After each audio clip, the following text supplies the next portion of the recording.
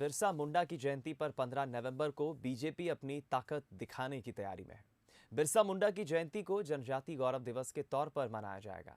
इस दिन देश के प्रधानमंत्री नरेंद्र मोदी भोपाल के ऐतिहासिक जम्बूरी मैदान से इस कार्यक्रम में शामिल होंगे, जहां 2 लाख आदिवासियों के आने का दावा है।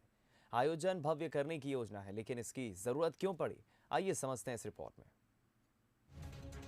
15 नवंबर के दिन भोपाल में आदिवासियों का महाकुंभ होने वाला है। ऐतिहासिक जम्बूरी मैदान में पीएम नरेंद्र मोदी और मुख्यमंत्री शिवराज सिंह चौहान आदिवासियों का स्वागत करेंगे। दावा है कि इस आयोजन में 2 लाख से ज्यादा आदिवासी शामिल होंगे। बीजेपी बिरसा मुंडा की जयंती को गौरव दिवस के रूप में मना रही है और इसकी तैयारियां बड़े स्तर पर की जा रही हैं। प्रदेश भर से आदिवासी इसमें शामिल होंगे। मंच पर प्रधानमंत्री मोदी, सीएम शिवराज और राज्यपाल के अलावा सिर्फ 13 आदिवासी नेता मौजूद होंगे। लेकिन बीजेपी को ये जरूरत क्यों पड़ी? इसके पीछे की भी एक बड़ी वजह है। दरअसल मध्य प्रदेश के आदिवासी बाहुल्य इलाके में 84 विधानसभा क्षेत्र आते हैं। 2018 के विधानसभा चुनाव में बीजेपी ने 84 में से 34 सीट पर जीत हासिल की थी। वहीं 2013 में इस इलाके में 59 सीटों पर बीजेपी ने कब्जा किया था। यानी 2018 में बीजेपी को 25 सीटों पर नुकसान हुआ है।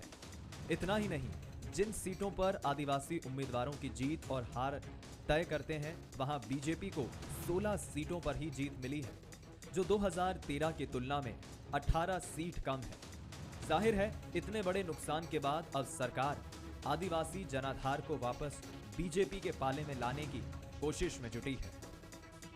आज़ादी के अमृत महोत्सव के अवसर पर प्रधानमंत्री जी और मुख्यमंत्री जी ने यह तय किया है कि हम आने वाली पीढ़ी के लिए जनजाति बंधुओं का इतिहास और गौरवशाली उनका बलिदान आने वाली पीढ़ी को याद रखें।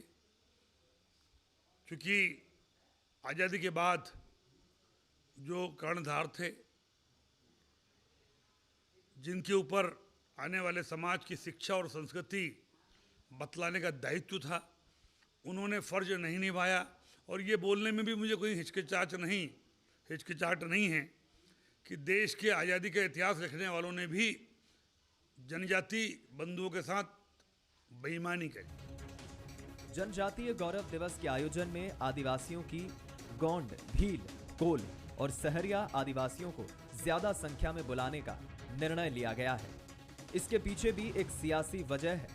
मध्य प्रदेश की कुल जनसंख्या की करीब 20% आबादी आदिवासियों की है, यानी लगभग 2 करोड़। जनगणना 2011 के मुताबिक मध्य प्रदेश में 43 आदिवासी समूह हैं। इनमें भील, भिलाला आदिवासी समूह की जनसंख्या सबसे ज्यादा 60 लाख है। इसके बाद गोंड समुदाय का नंबर आता है, जिनकी आबादी 51 लाख है। इसके बाद कोल की आबादी 12 लाख, कोरकू 6 लाख और सहरिया 6.25 लाख के आसपास है। और इन आदिवासियों ने 2018 में कांग्रेस पर भरोसा जताया था और सरकार में आने का मौका दिया था। कांग्रेस जब सोचती है आदिवासी के बारे में, आदिवासी समाज के बारे में, तो उसका घर, उसका काम, उसके आर्थिक स्थिति कैसे मजबूत हो, इस पर ध्यान देती है। बीजेपी हमेशा से चुनाव से जोड़ के इसको करती है कि अब 2023 का चुनाव आ रहा है, तो इनको यहाँ आकर्षित कर लें और इनके वोट ले लें कि इनकी आदिवासियों की राजनीति वोट तक है। जनजाति गौरव दिवस के जरिए बीजेपी आदिवासियों की पार्टी से बढ़ती दूरी को कम करने की कोशिश कर रही है। बीजेपी की कोशिश है कि वक्त रहते आदिवासियों के बीच बढ़ती नाराजगी को खत्म किया जाए। आने वाले विधानसभा चुनाव में पार्टी को आदिवासियों का साथ मिले, और ये है भी इसलिए जरूरी क्योंकि अब अगले विधानसभा चुनाव में ज्यादा वक्त भी नहीं है। बंसल न्यूज के लिए भोपाल से सूरज शर्मा की रिपोर्ट।